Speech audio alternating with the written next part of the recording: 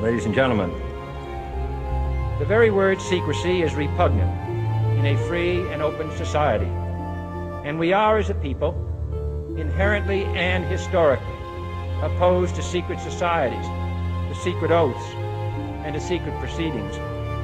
We decided long ago that the dangers of excessive and unwarranted concealment of pertinent facts far outweighed the dangers which are cited to justify it. Even today, there is little value in opposing the threat of a closed society by imitating its arbitrary restrictions. Even today, there is little value in ensuring the survival of our nation if our traditions do not survive with it.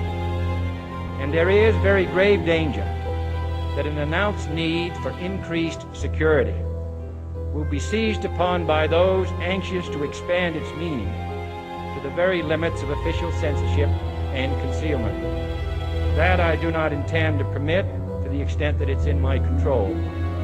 And no official of my administration, whether his rank is high or low, civilian or military, should interpret my words here tonight as an excuse to censor the news, to stifle dissent, to cover up our mistakes, or to withhold from the press and the public the facts they deserve to know.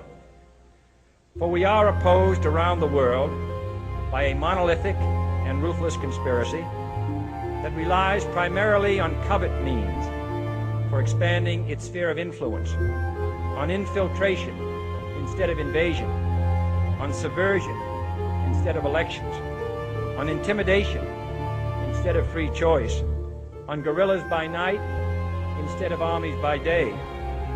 It is a system which has conscripted vast human and material resources into the building of a tightly knit, highly efficient machine that combines military, diplomatic, intelligence, economic, scientific, and political operations. Its preparations are concealed, not published. Its mistakes are buried, not headlined. Its dissenters are silenced, not praised. No expenditure is questioned, no rumor is printed, no secret is revealed.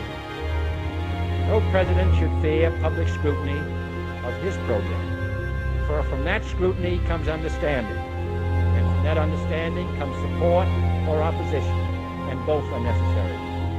I am not asking your newspapers to support an administration, but I am asking your help in the tremendous task of informing and alerting the American people. For I have complete confidence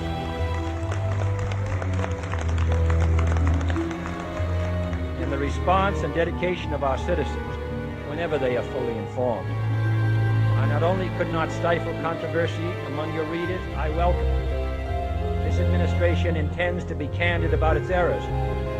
For as a wise man once said, an error doesn't become a mistake until you refuse to correct it.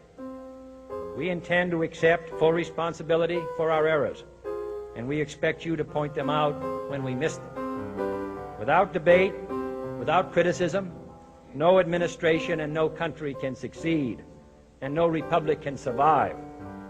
That is why the Athenian lawmaker Solon decreed it a crime for any citizen to shrink from controversy.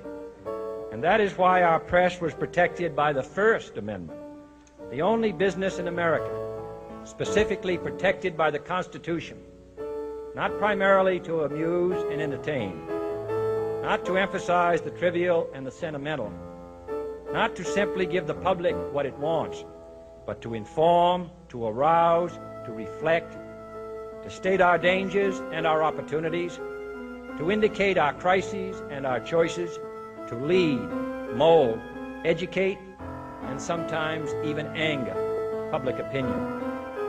This means greater coverage and analysis of international news, for it is no longer far away and foreign, but close at hand and local. It means greater attention to improved understanding of the news, as well as improved transmission. And it means, finally, that government at all levels must meet its obligation to provide you with the fullest possible information outside the narrowest limits of national security. And so it is to the printing press, to the recorder of man's deeds, the keeper of his conscience, the courier of his news, that we look for strength and assistance, confident that with your help, man will be what he was born to be, free and independent.